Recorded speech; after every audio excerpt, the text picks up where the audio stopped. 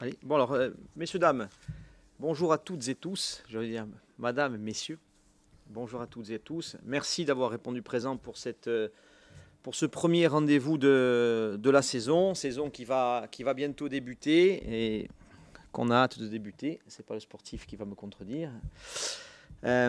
Juste pour vous faire un petit point d'étape donc de ce qui va se passer, enfin de ce qui s'est passé, un point d'étape et on évoquera un petit peu ce qu'il adviendra sur le plan sportif avec les personnes qui sont autour de moi. Alors vous faire juste un petit rappel sur des sujets qui sont quand même importants. C'est le budget du club qui avait été proposé à la DNCG, qui était sensiblement le même que celui de la saison passée, avec, vous êtes au courant, malgré tout, une coupe qui a été assez franche, puisque à l'attribution des droits télé, qui ont été nettement revus à la baisse, ben, cette baisse-là vient impacter directement les clubs dont nous faisons partie. Nous allons avoir notre budget qui va être coupé de facilement 2 millions d'euros, donc par rapport à ce qui avait été prévu initialement. Donc c'est un énorme manque à gagner auquel on fera face, puisqu'il faudra qu'on y fasse face. Et on va s'efforcer de travailler pour faire en sorte de rétablir ce genre d'anomalie, en sachant qu'il nous avait été annoncé qu'on serait sensiblement sur le même montant au départ, et qu'on nous avait conseillé de présenter un budget qui tiendrait compte du même montant des droits télé. Bon voilà, ça n'est pas le cas. Alors on va pas en revenir dessus, faut pas qu'on se fasse on en a déjà fait un sujet. Je dirais que maintenant, il nous incombe à nous de faire en sorte de combler ce manque-là et de travailler pour faire en sorte que nous ne soyons plus contraints par cet aspect financier. En lien très direct avec ça, c'est justement les droits télé, et le lien, c'est la programmation, enfin la reprogrammation des journées de championnat. C'est un sujet que je mets en priorité parce que ça nous impacte. Et quand je dis nous, c'est notre communauté. C'est-à-dire que, évidemment, on est conscient que les supporters aujourd'hui qui viennent nous soutenir, qui nous apportent ce soutien, un soutien financier puisqu'ils s'abonnent ou parce qu'on achète de la place au match, et un soutien moral très fort dont on a besoin quand on est une équipe qui se veut performante. Et aujourd'hui, en fait, avec cette reprogrammation qui nous a été évidemment imposée, il ne peut pas en être autrement, mais imposée à 15 jours seulement du début du championnat, et c'est aussi ce que l'on déplore. C'est un des critères que l'on déplore, c'est que voilà, on nous prévient alors que nous-mêmes nous avions programmé nos déplacements. Comme je l'ai dit, au sein de notre collège Ligue 2 avec les autres présidents, on fait partie des clubs qui se déplacent le plus, puisqu'on on va prendre 16 fois l'avion cette saison pour aller jouer là où on doit le faire. Donc ça vous impose d'anticiper, de programmer des avions, que ce soit sur des lignes régulières ou des avions privés. Et quand vous prenez des réservations ou des pré-réservations, pour éviter d'être justement contraint de ne plus avoir de place, et que vous devez changer à 15 jours du début de votre championnat, vous devez changer les jours de départ, croyez-moi, c'est pas la même chose. Et ça implique ça va impliquer des surcoûts. Ça va impliquer des surcoûts au niveau des hôtels, puisqu'on change aussi les jours de réservation des hôtels. Enfin voilà, et c'est un coût qu'on a estimé, un surcoût qu'on a estimé entre 150 et 200 000 euros. Voilà, il faut que vous le sachiez. Donc, on a moins de droits de télé et on nous demande de payer, de dépenser un peu plus pour nous déplacer. Voilà. C'est un état de fait auquel on fera face, parce qu'on n'a pas le choix. Mais voilà, ça fait partie des contraintes et des défis que nous relèverons ensemble. Et encore une fois, je suis désolé pour nos supporters, puisque je sais que beaucoup avaient misé sur le match du samedi, en pouvant se déplacer. On a beau expliquer que le vendredi, nous on a des supporters qui viennent de loin aussi, et qu'en finissant de travailler, le but c'est pas d'être prêt dans la tenue du supporter et de dire je finis de travailler, je ferme la porte du bureau et je file pour me faire 3 heures de route pour venir supporter mon club et rentrer après toute une semaine de travail sans m'être reposé. On sait que c'est très contraignant, mais malheureusement, alors, on essaie de faire changer un petit peu certaines choses avec avec la majorité des présidents de Ligue 2, soyez-en conscients, mais c'est quelque chose qui est très difficile. On est malheureusement contraint là aussi. Dans les chapitres des contraintes, je vais vous parler un petit peu des travaux. J'en ai déjà parlé au cours de l'interview qu'on avait réalisée avec Frédéric il y a 2 mois maintenant. C'est la contrainte des travaux dans le stade. Vous avez pu. Alors aujourd'hui, on est dans une salle de presse qui est neuve, plutôt jolie. C'est bien. C'est un des seuls aujourd'hui. C'est une des seules parties du stade qui est véritablement terminée. On sait que les travaux vont prendre 2 ans. Alors, je le répète, je pense que c'est un mal pour un bien, puisqu'on aura un stade qui sera certainement beaucoup plus fonctionnel qu'il ne l'a été jusqu'alors. Et là, croyez bien qu'on travaille main dans la main avec la CAB, que je remercie d'ailleurs, de prendre les engagements qu'elle prend, avec l'écoute maximum qu'elle peut donner au club. Et sachez aussi que le club est un facilitateur. On essaie de faciliter la chose. C'est-à-dire qu'on n'est pas nous-mêmes, on n'est pas figé dans des positions devant la CAB en disant qu'on ne peut pas utiliser telle ou telle salle, on peut pas... voilà, donc on ne bloque pas. On est véritablement dans un travail qui est main dans la main.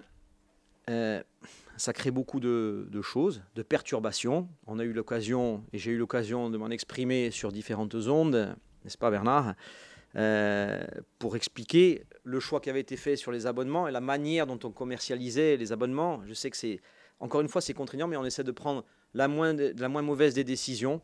Ce sont des choses qui sont difficiles elles sont difficiles à régler. Je ne vais pas dire que c'est difficile à anticiper. On a essayé d'anticiper, mais il y a des choses qui nous sont imposées sur des dates de travaux, de la réalisation de chantier. Il faut un certain temps pour faire des choses. Et donc voilà. Et dans tout ce contexte-là, on essaie de faire en sorte de satisfaire au mieux. Et je sais qu'on déplaît à certains, mais croyez bien que ce n'est pas une volonté. C'est véritablement fait, voilà, encore une fois, avec... on essaie de faire ça de la meilleure des manières et avec la plus grande conviction pour faire en sorte que tout le monde soit satisfait. J'en viens justement, c'est la transition avec les abonnements. Aujourd'hui, on est à 4700 abonnés. Je pense que on est sur un bon rythme. Et je remercie d'ailleurs tous ceux qui se sont déjà abonnés de l'avoir fait, avec des nouvelles formules qui ont été proposées pour essayer d'avoir un panel un peu différent et une offre un peu plus élargie pour ceux qui souhaitent soutenir et venir voir le Sporting à domicile. Et voilà, c'est un chiffre dont on ne se satisfait pas aujourd'hui. Je pense qu'on est sur un bon rythme. J'espère que le chiffre va encore croître. Vous savez qu'on a capé nos abonnements à 8000. C'est le chiffre que je ne vais pas dire qu'on espère atteindre. On l'espère, bien évidemment. Mais en tout cas, c'est le chiffre qu'on a fixé comme limite pour pouvoir permettre à des personnes qui ne seraient pas capables de venir s'abonner, de pouvoir venir au match. Ça nous permet, dans un stade qui ne va contenir plus que 10 500 personnes pendant quasiment 2 saisons, ça va permettre aux 2500, au-delà des 8000, de venir au match sur différentes rencontres. Donc voilà, je vous présente aussi... comment dire, je vais un peu parler des travaux sur la partie VIP, et je refais un petit tour. C'est qu'on est contraint un petit peu sur le salon. On devait avoir... alors tout le monde pensait que le Sporting allait jouer à huis clos le 24 août lors de sa première journée à domicile. Alors ce ne sera plus le 24, déjà ça sera le 23. Mais il se trouve qu'on a obtenu une décision plus que favorable, et je félicite les services du club qui ont travaillé avec le concours de notre avocat, puisqu'on a passé une audition il y a une quinzaine de jours sur laquelle on a expliqué pas mal de choses. On a donné des éléments à la commission supérieure d'appel pour faire en sorte d'infléchir cette décision de huis clos, décision donc on a réussi à faire infléchir, et sincèrement je félicite les gens qui y ont travaillé. Et en fait, voilà, il y a des travaux qui viendront quand même nous perturber sur les premières journées de championnat. Malheureusement, notamment sur l'accueil dans les salons VIP. Mais le club travaille pour essayer d'offrir des choses qui seront d'être, je dirais, convenables et conformes à ce que l'on doit proposer à nos supporters. Voilà. Donc, je pense que j'ai fait à peu près le tour de ce que je devais vous dire pour introduire D'abord Frédéric et puis ensuite Benoît. Benoît qui craignait que je parle beaucoup. Je pense que ça a été le cas. Mais j'avais dit que je serais concis.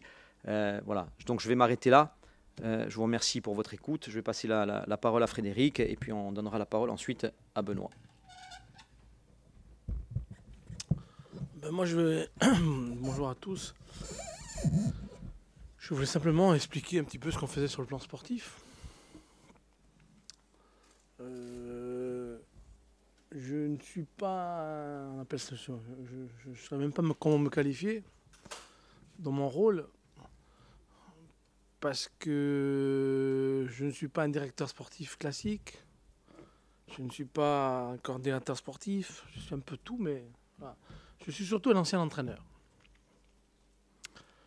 Et le but, quand on s'est rencontré avec Claude, c'était de dire comment on peut faire pour essayer de faire évoluer le club dans un nouveau cycle. Il y a eu un bon premier cycle, 2017, j'ai déjà dit, jusqu'à aujourd'hui, parce que le club, ça fait 4 ans qu'il est en première division, avec de bonnes choses. Et en deuxième division, pardon. C'est révélateur, peut-être, on ne sait jamais. Et le club est parti de National 3 et Claude, avec toute son équipe, avec les différents entraîneurs qui sont passés, ont fait en sorte de retrouver le monde professionnel. Donc, quelle politique sportive mettre en place? Et vu par un entraîneur, pas par un directeur classique, les directeurs sportifs classiques qui ont d'autres formations, qui viennent d'autres horizons. Moi, je viens du terrain. Donc, la première chose, c'était de définir la politique sportive, donc de dire qu'est-ce qu'on peut faire. Moi, ma vision, elle était simple. Je veux dire, des joueurs faits, aujourd'hui, dans le football actuel, avec les moyens que l'on a, des joueurs de 25, 26, 27, 28 ans qui sont déjà opérationnels. Je ne dis pas que c'est impossible, mais très compliqué à avoir parce qu'ils ont déjà des salaires qu'on ne peut pas assumer. Donc, on est parti sur une politique sportive, dire on va faire de la post-formation. Et vous avez vu le recrutement, on en parlait tout à l'heure, le recrutement est parti de là, dire on va prendre des joueurs où on a décelé des talents, que ce soit en national, que ce soit en D2, que ce soit venir d'Afrique, aujourd'hui d'Amérique du Sud. Donc voilà, on a essayé d'élargir un petit peu l'horizon et de faire en sorte de les amener à... D'où le choix de Benoît. Parce qu'il fallait faire un choix d'entraîneur. Le choix de Benoît est venu naturellement parce que Benoît était l'entraîneur formateur. Et je sais qu'il va faire progresser énormément les joueurs. Donc les amener. Donc voilà un petit peu la vision qu'on avait pour faire évoluer donc cette politique sportive. Donc la politique sportive, elle vient alors. Il y a aussi des joueurs en Corse. Donc voilà. Je ne vais pas faire de la démagogie, mais il y a 1 ou 2 joueurs par génération. C'est-à-dire que tous les ans, il y a 1 ou 2 joueurs qui peuvent prétendre par génération devenir professionnels. Et il ne faut pas qu'on les rate, cela. Donc il faut mettre une politique en place pour les amener. Donc on en a quelques-uns déjà dans l'équipe. Mais tous les ans, on veut à un moment donné avoir intégré 1 ou 2 corps dans cet effectif. Et quand on intègre 1 ou 2, ça ne paraît pas beaucoup, mais ça va vite. Hein. Et si on les réussit, bon, ça ne va pas se faire en un jour. Hein. Il faut des années pour ça. Mais on a aussi cette vision-là de dire à un moment donné, on veut garder une vraie identité. Donc voilà en gros ce qu'on a essayé de faire depuis maintenant le mois de mai.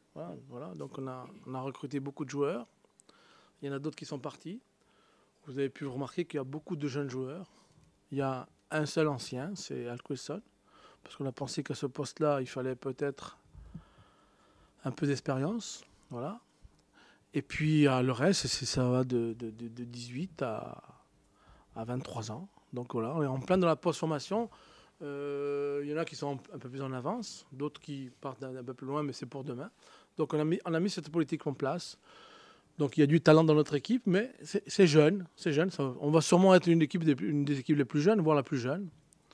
Mais j'ai bon espoir que ça prenne et qu'avec Benoît, ça aille dans le bon sens. Donc voilà pour expliquer la politique sportive. C'est-à-dire qu'aujourd'hui, on est un club qui faisant de la post-formation. Alors on va les recruter. Bon, alors il y a il y a eu la constitution de l'effectif de cette année, dont on parlera tout à l'heure. Et puis après, il y a ce qu'on va faire par la suite. Donc on va faire une cellule d'observation, pas une cellule de recrutement, une cellule d'observation qui va observer des championnats qui sont à notre portée financièrement.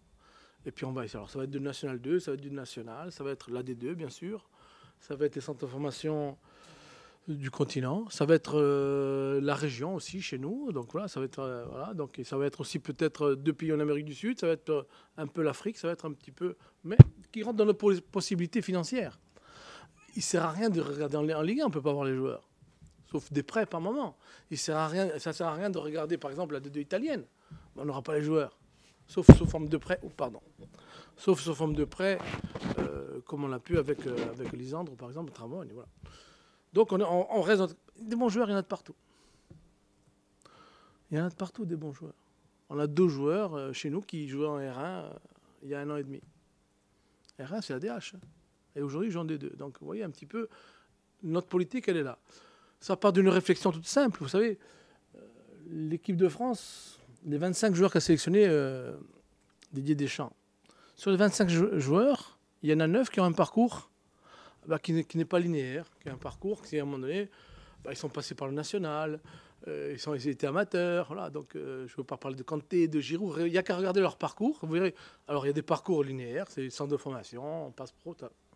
C'est les 2 tiers. Mais il y a un tiers, ou un peu plus d'un tiers, qui ont des parcours. Et nous, on va être dans ce créneau-là et faire en sorte de faire progresser l'équipe et avoir une équipe très compétitive dans les 6 mois, dans 1 an, 2 ans.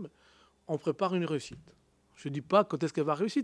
Quand est-ce qu'elle va arriver la réussite? On va dire on ne va pas monter cette année, on ne va pas monter l'année prochaine. Je sais pas. Je ne sais pas quand est-ce qu'on va monter. Par contre, on prépare par le travail et par notre politique sportive une réussite. Voilà en gros notre politique sportive. Donc maintenant on en vient au recrutement qui a été fait. Je ne sais pas si à un moment donné c'est là, si on peut le voir. Voilà, donc il y a beaucoup de départs. Donc vous voyez, il y a 11 départs. Donc voilà. Bon, je ne reviens pas là-dessus. Voilà, il y a 11 départs. Il y a les arrivées. Voilà, les arrivées. Donc voilà, et des joueurs qui viennent de National, de D2, D1 hollandaise, voilà. Voilà. Dans les arrivées, il y a 4 joueurs, par exemple. Ça, c'est le travail pour demain. Peut-être que ceux-là, peut-être qu'ils vont faire des apparitions. Ça, c'est le travail de Benoît. Mais ça, on a déjà recruté des joueurs qui peuvent dans 1 an, dans 2 ans, dans 2 ans et demi, dans 3 ans, faire partie de l'effectif. Mais on a déjà commencé à se... Et il y a dans le groupe de Manu Guidicelli, parce que Manu Guidicelli fait partie intégrante de cette politique-là. C'est pour ça qu'on l'a choisi aussi. C'est un très bon formateur.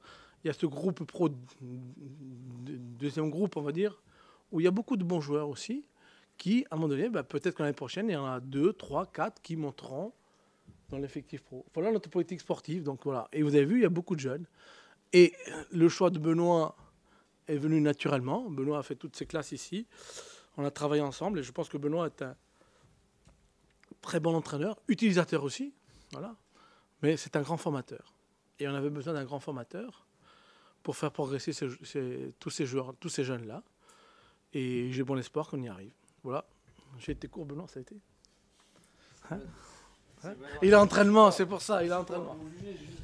On ne demande pas un jugement, tu es le garant doré. Donc voilà, et comme je connais un peu votre passion du football, j'ai dit. Non, écoutez, moi je suis déjà très, très heureux d'être devant vous. Je remercie Claude, je remercie Fred pour la confiance. C'est une grande responsabilité aussi pour moi. Voilà, je suis là où je veux être. Donc ça c'est très important, quelle que soit la difficulté de la tâche ou quel que soit le challenge. Voilà, je suis très très content d'être là. J'ai remis les pieds dans un club qui m'a fait grandir, qui m'a formé. 15 saisons c'est long. Je reviens ici après 8 ans d'absence. Comme je l'ai dit une première fois, je reviens pas dans un club je reviens pas ici comme si j'étais jamais parti. Parce qu'en 8 ans, il se passe beaucoup de choses. Il y a des gens qui ont repris le club en National 3, qui l'ont fait remonter. Je pense bien sûr à la direction. Je pense à tous les entraîneurs qui sont passés ici, qui ont performé avec leur staff, et tous les gens dans les bureaux aussi qui ont mené le club là où il est aujourd'hui. Voilà, on a une grosse envie avec Fred de faire avancer ce club encore plus loin. Voilà, moi, le fait d'être parti sur le continent, ça m'a appris des choses aussi. Hein. Je reviens plus fort aujourd'hui. Voilà, on connaît les éléments qu'il faut mettre. Maintenant, ce club, il a une spécificité quand même. Il y a une force, une énergie folle, une énergie incroyable qu'il faut canaliser.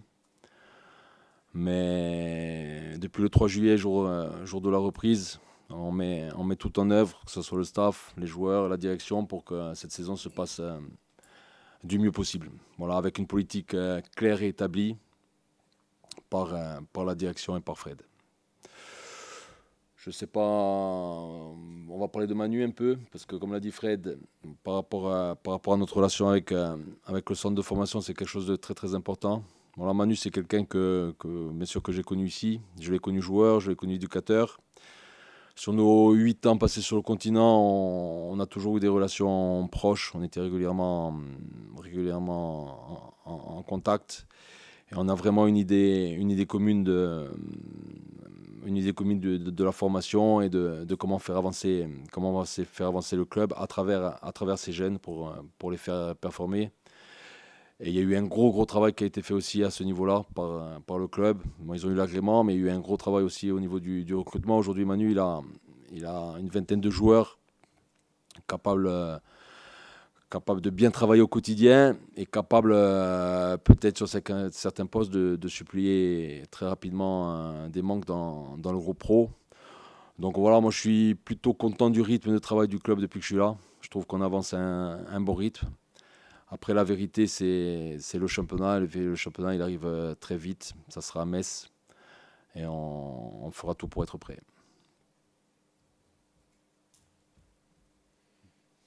Messieurs, dames, si vous avez des questions à poser à ces messieurs, ils seront ravis d'y répondre. Président, bonjour. Bonjour. On a l'impression qu'en l'espace de quelques mois, le club a franchi vraiment un énorme pas dans le monde professionnel avec l'arrivée de Fred, avec le centre de formation. C'était prévu ou c'est arrivé un peu plus vite que prévu, cette progression? Non, pas du tout. Alors, certains penseront qu'on y arrive, que cette structuration arrive tard. Je fais partie des gens un peu plus raisonnables. C'est quelque chose qu'on avait programmé. Tout à l'heure, Benoît a dit qu'il fallait. Fred a fait la référence aux différents entraîneurs et Benoît a parlé aussi des gens qui, dans les bureaux, ont œuvré. Et en fait, c'est une programmation. Il y a des choses qui ont été faites, programmées pour arriver là où on est aujourd'hui. Le centre de formation, c'est pas l'habilitation, l'agrément de la formation. On ne s'est pas levé vendredi matin en disant tiens, on va demander savoir s'ils nous donnent l'agrément. C'est quelque chose qui est travaillé depuis longtemps. Et donc, travailler avec des gens qui ont été de passage, plus ou moins long, mais en tout cas, ce sont des choses. Et en fait, chaque personne qui doit venir au club doit venir poser une pierre à l'édifice qu'on est en train de bâtir tous ensemble. Qu'ils en posent une, deux ou trois, l'idée c'est que quand ils repartent, ils laissent leur pierre. Voilà. Et chacun vient et nous aide à bâtir tout ça. Donc en fait, c'est programmé au fur et à mesure. C'est programmé. Après, je comprends dans ce que vous posez comme question. C'est effectivement, on a l'impression quand même qu'il y a un coup d'accélérateur qui est donné. Alors c'est vrai que tout arrive en même temps. Et on est dans une configuration aujourd'hui que le club, en tout cas sous notre direction, n'a pas connue. Avec la direction sportive et la politique sportive telle qu'elle est aujourd'hui. Voilà, c'est un pas que l'on a franchi cette saison. Et effectivement, ça crée quelque chose qui vient cadrer encore plus le projet du club dans sa globalité. Messieurs, bonjour. Vous avez annoncé donc la perte en raison de l'achat des droits TV d'environ 2 millions d'euros en moins pour le Sporting. Quel a été l'impact sur le club en général et même si cela a eu un impact sur, par exemple, votre politique de recrutement? Est-ce que vous avez dû peut-être abandonner des pistes de joueurs en raison de ce manque? L'engagement qui avait été pris avec la direction sportive n'ont pas été, Fred me corrigera si je dis une bêtise, mais ils n'ont pas été revus à la baisse. Voilà. On a fait ce qu'on a décidé qu'on devait faire. Frédéric l'a fait en tenant compte d'un cadre. Voilà, un cadre financier qui avait été donné par rapport à ce qu'on avait présenté. Et donc, en fait, on n'a pas fait de folie, mais en revanche, on s'est octroyé le droit d'être dans l'enveloppe initiale qui avait été présentée à la DNCG, malgré les 2 millions de moins. Voilà. Et ça, c'est une volonté du club, de la direction, puisque bon, le principe, c'est que quand on met une organisation en place, il faut quand même se donner les moyens de pouvoir la mettre en place et l'éprouver. Donc, il a fallu qu'on aille quand même, qu'on aille au bout de ces engagements-là. Une question à Frédéric Antoinette. Vous parliez d'une cellule d'observation sur plusieurs championnats. Est-ce que, par exemple, le recrutement de Juan José Guevara qui a pu surprendre, est-ce qu'il fait partie de cette cellule d'observation? Est-ce que vous avez utilisé, par exemple, ceux qui s'utilisent de plus en plus, à savoir la data pour aller chercher ce joueur? Absolument.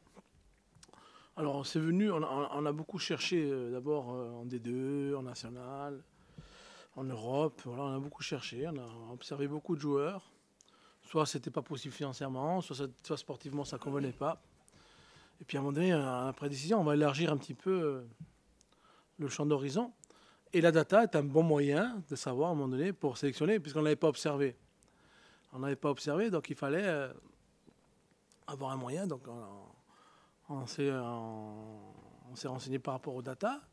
Puis il y a 25 joueurs qui sont sortis, on a regardé, bon, c'était pas possible, certains c'était pas possible. Et puis on est tombé sur Guevara et puis on l'a observé. Parce qu'une fois que la data nous donne le joueur, après on l'observe, bien sûr. Hein. Donc il nous semblait qu'il avait les qualités qu'il fallait pour s'imposer en Europe. Un garçon qui est très explosif, qui va vite. Maintenant, il faut le temps d'adaptation. Hein. Il ne parle pas la langue, il change de continent.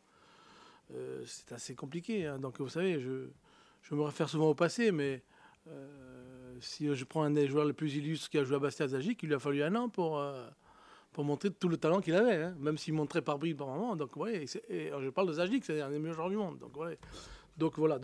Mais on a voulu aussi commencer quelque chose de nouveau. Et puis on a dit que peut-être le tempérament sud-américain nous convenait très très bien. Donc c'était une idée qu'on avait. Et puis l'occasion fait la rampe et on y est allé. Et puis on a sûrement pris un risque, hein, mais assumé. Donc voilà. Et j'espère que ça marchera bien. Mais comme je disais tout à l'heure, c'est un joueur aussi à faire progresser. Il est aussi un jeune joueur, même s'il vient de l'étranger. Et il va falloir laisser le temps au temps pour qu'il trouve sa pleine mesure. Voilà. On a vu des ventes, notamment des belles ventes depuis 2 saisons. Désormais, est-ce que l'objectif, c'est de faire peut-être ce qui se fait au Portugal avec des jeunes joueurs à fort talent, pouvoir revendre pour bénéficier de ce qui se fait à cause des droits télé, gagner de l'argent? Tu aurais pu répondre. Hein. Parce que c'est dans la politique qu'on applique, donc je te laisse répondre. Voilà. Alors je vais faire un peu référence au passé. Voilà. Je ne sais pas si... Bon, il y en a qui étaient là il y a 25 ans. Ça ne rajeunit pas. Mais c'est ce qu'on a fait il y a 20 ans, 25 ans. On n'a rien inventé. Hein. On n'a rien inventé. Hein. Si je vous parle de Roll, de Juretti, de Drobniak, d'Essiens, de Prince... Bon. Il y a quelques-uns, bon, je ne les ai pas tous en tête, mais de Pérez, ils sont arrivés chez nous, ils ont pris de la valeur, on les a revendus. C'est quoi le but? C'est que dans notre budget, il y ait toujours 1 ou 2 ventes par an qui fassent qu'à un moment donné, dans le budget suivant, on ait 30% de plus d'argent. Donc voilà, c'est pas compliqué. Alors, vous parlez des Portugais, on l'a fait avant les Portugais. Vous m'excuserez, mais on l'a fait avant eux. Mais bon, ils se vendent mieux que nous. Voilà. Il y a une question plus immédiate sur le recrutement. Vous avez perdu le leader d'attaque que vous deviez avoir, Miguel Alfarela, qui devait rester et qui a finalement décidé de partir dans des circonstances qui, on le sait, n'ont pas été totalement voulues. Maintenant, vous devez chercher un nouveau numéro 9. Sur quel profil vous partez avec les moyens actuels du Sporting? Quel profil vous voulez aller chercher? Parce que c'est un poste qui est extrêmement important pour faire fructifier les éléments offensifs que vous avez déjà recrutés. Attends, je vais juste rectifier un truc, si tu permets. Vas-y. C'est pas entièrement voulu. C'est au départ, et le joueur qui souhaite partir, c'est pas entièrement voulu. Après, quand on prend notre décision, on aurait très bien pu garder Miguel aussi, hein. Le garder contraint et forcé. Hein. Bien sûr. Après, on est quand même des gens qui réfléchissons. Et c'est pas de dire... En revanche, je me suis exprimé aussi là sur le sujet. Ce cas-là ne se présentera plus de cette manière-là. Ça s'est passé. on retient les leçons du passé. Peut-être un peu de naïveté, c'est ça que vous voulez dire? J'irai pas jusque-là quand même. C'est pas forcément de la naïveté. Je pense qu'à un moment donné, il faut faire. C'était preuve de bon sens. Et ça veut pas dire que faire preuve de bon sens, ça veut pas dire que tous les cas se dérouleront de la même manière. Donc, on a fait preuve de bon sens parce qu'on était à une situation qui était assez complexe, assez fermée. Mais je pense qu'on est des gens qui sommes assez ouverts pour avoir une réflexion et pour dire que, malgré la réflexion qui a été entamée et la décision qui a été prise, il n'y aura pas un deuxième cas qui sera géré de la sorte. Après, Miguel Alfarella, moi le premier, je voulais le garder. Donc, il est parti, bon, dans des conditions un petit peu que je déplore. Voilà, mais je ne veux pas en rajouter parce qu'après, ça peut faire des vagues. Donc, voilà. Je préfère regarder devant. C'est pas un avant-centre, Miguel Alfarella n'est pas un avant-centre classique. C'est un très bon attaquant, mais c'est un très bon exemple. C'est un très bon exemple parce que Miguel Alfarella n'avait pas réussi avant de venir à Bastia. Moi, je suis pour rien. Hein. C'est les gens qui étaient présents avant nous, et Benoît non plus, les gens qui étaient présents avant nous, qui ont recruté Miguel Alfarella avec Claude comme président. Et pendant 18 mois, Miguel Alfarella, il a eu un parcours assez quelconque. Il a eu 6 mois où il a pu montrer toutes ses qualités. C'est le but qu'on a pour tous les joueurs. Donc, ce qui a été fait pour Miguel Alfarella, on veut le faire sur 12 joueurs, 15 joueurs, 20 joueurs, voilà, on veut faire ça. Donc maintenant, pour revenir à un avant-centre, maintenant, on a besoin d'un avant-centre avec un style particulier. On a besoin de... On en a qui peuvent jouer, mais il faut peut-être pas leur donner trop de responsabilités trop vite. Je pense que Rodriguez va se faire, je pense que Boumouaoui va se faire, mais il faut un peu de temps. Donc, pour faire la transition, il nous faut quelqu'un qui, à un moment donné, apporte, même si ça va être encore un joueur à faire, hein, Benoît il le sait, hein, voilà, parce qu'on a essayé de faire on a essayé beaucoup de joueurs qui ont déjà marqué des buts, tout ça, c'était mission impossible. Donc voilà, donc il va falloir encore. On a un bon profil, je ne vous cache pas qu'on a un bon profil, qui est un joueur qui est grand, costaud, bon point d'appui, très bon jeu de tête. On a un bon profil. Je ne sais pas s'il va se faire. Hein. Voilà. Donc voilà, je laisse les gens chercher. Il y en a qui vont Mais on a ce profil-là. Vous savez, on a deux réflexions aujourd'hui. Aujourd'hui, le recrutement est pratiquement bouclé. Mais on a deux réflexions et je pense que y réfléchir, c'est très très important pour la suite. On a Douméguide qui est blessé et malheureusement il est en pleine reprise et il se reblesse encore pour un mois. Donc combien de temps pour qu'il revienne à son meilleur niveau? 1 mois, 2 mois, 3 mois, on ne sait pas. Donc on a eu cette tuile-là. On a fait venir Guevara. On a pris un risque d'adaptation, pas sur la qualité du joueur. Combien de temps pour qu'il s'adapte? Donc on a une réflexion, est-ce qu'on prend quelqu'un ou pas, ou est-ce qu'on fait confiance à un jeune? On a encore 3 semaines pour décider. Mais on a cette réflexion-là. Est-ce qu'on prend quelqu'un ou est-ce qu'on prend personne? On continue comme ça, le temps que Guidi revienne, le temps que Guevara s'affirme. Et puis on a le petit Roncaglia qui est exemplaire. Donc voilà, puis Saclesson, est-ce qu'on va faire comme ça ou pas? C'est la réflexion qu'on a. Mais je vous le livre comme... c'était une réunion de 2 heures lundi. Et puis on a la réflexion de l'avant-centre. Aujourd'hui, on peut fonctionner sans prendre d'avant-centre. Moi, j'ai vu les matchs, on peut fonctionner sans prendre d'avant-centre vraiment type. Hein. On a de la qualité. Mais c'est vrai que sur la durée, un attaquant de plus nous ferait du bien. Et un attaquant différent. Donc, comme je l'ai qualifié tout à l'heure, un attaquant axial, qui, à un moment donné, est bon dans la surface, qui est un bon point d'appui, qu'il va falloir faire progresser dans la fluidité du jeu. Voilà. Donc, s'il avait tout, il ne viendrait pas chez nous, hein, ça c'est sûr. Voilà. Mais un garçon qui a un potentiel, et j'espère qu'on va conclure dans les prochains jours. Voilà. Est-ce que j'ai répondu à votre question? Petite question à Benoît Tavenot avant qu'il aille participer à l'entraînement. On peut un petit peu participer aussi. Benoît, Fred l'a dit, le président l'a dit, vous êtes ancien formateur. Ça, c'est une force aussi quand on a un groupe aussi jeune. Mais le championnat Ligue 2, on l'a vu, c'est un championnat qui est quand même assez particulier. Est-ce que vous aussi, vous devez préparer ces jeunes à découvrir une adversité qui est très différente et un championnat qui s'annonce aussi très serré, aussi bien en haut qu'en bas. Quand on a des jeunes joueurs comme ça qui manquent parfois d'expérience, comment est-ce que vous allez vous y prendre? On va s'y prendre en travaillant beaucoup. Après, moi, je préfère avoir des jeunes joueurs avec des qualités fortes que des plus anciens avec un peu moins de qualité. Bon, l'année dernière, j'étais à Dijon. C'est un championnat national, c'est un championnat très, très compliqué aussi. On avait une équipe jeune. Et les jeunes qui ont des qualités avancent vite. Donc, je ne m'inquiète pas plus que ça par rapport à ça. De toute façon, on est parti sur ça et moi j'adhère totalement à ça. Donc je me pose pas cette question-là du championnat difficile, la Ligue 2. Non, je regarde les qualités des joueurs, je regarde le travail qu'on fournit et après on avancera à notre rythme.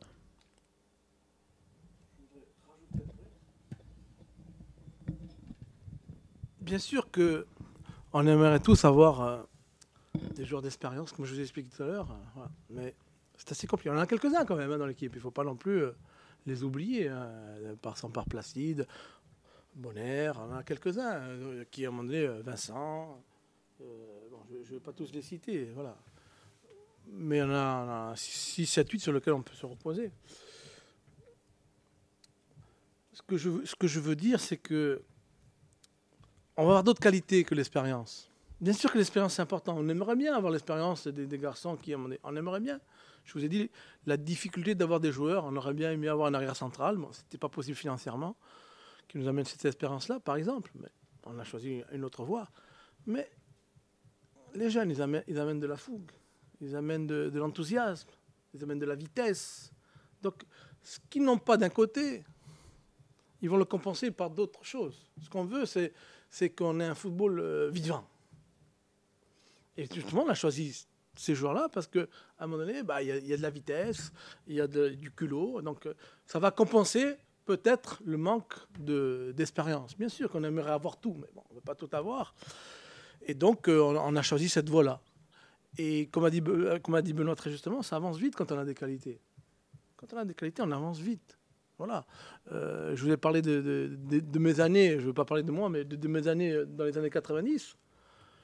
Les Giretti, les Pérez, les Rolls, c'était des jeunes. Hein. Voilà, donc c'était à un moment donné une politique voulue. Hein, donc voilà, et assumée. Et on était en première division. Donc voilà, on essaie de faire la même chose. Et je pense que la qualité des joueurs, notamment de la vitesse, de l'enthousiasme, cette envie de progresser, cette envie d'avoir faim, compense un petit peu le manque d'expérience.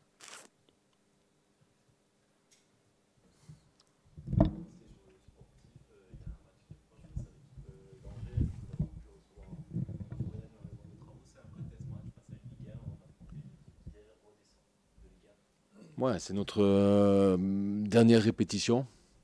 Après, ils vont jouer dans un système différent de Metz. Voilà, apparemment, Metz joue à 5 sur les derniers matchs.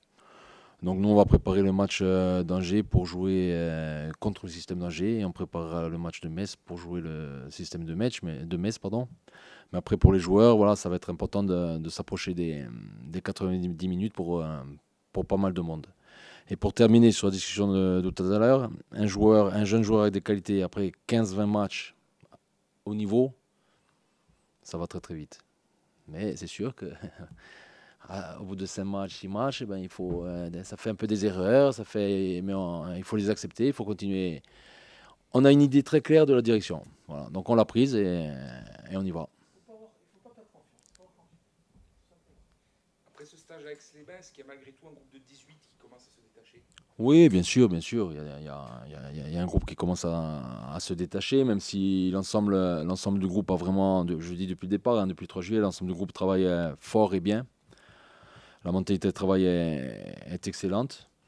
Après, bien sûr, il y a les premiers choix qui arrivent. Et les premiers choix, c'est de le match d'Angers, puisqu'on se déplace qu'à 18.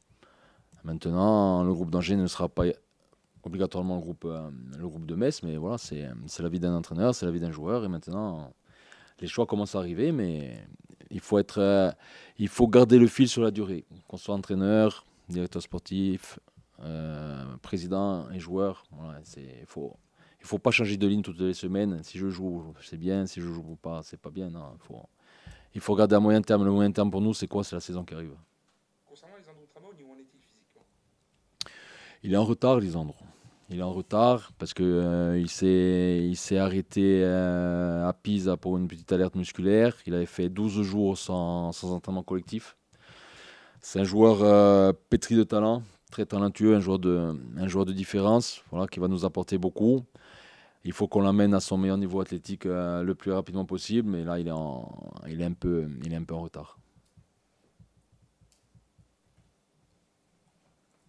Ce sera une des dernières questions, hein, monsieur Dame. Donc, finalement, si on a bien compris, le message annoncé aussi au public, c'est qu'il va falloir être patient. Il ne va pas falloir tout de suite tirer des conclusions sur le groupe. Tu veux répondre? Je réponds, moi. Non. J'ai pas de mal à répondre. Le public, non, moi j'ai pas de consigne à donner au public. Le public, c'est un public extraordinaire. Il est là pour nous pousser. Et s'il n'est pas content, il a le droit de ne pas être content. Voilà. Donc non, je demande ni de la patience ni de l'indulgence. Je demande un soutien fort comme ils ont l'habitude de le donner, de nous donner de la force. Après, ils ont le droit de pas être contents, mais comme je vous l'ai dit, voilà, nous on a pris une direction. On va travailler fort et on travaille très fort depuis le départ. Et on sait qu'à un moment donné, ça va avancer fort pour nous aussi.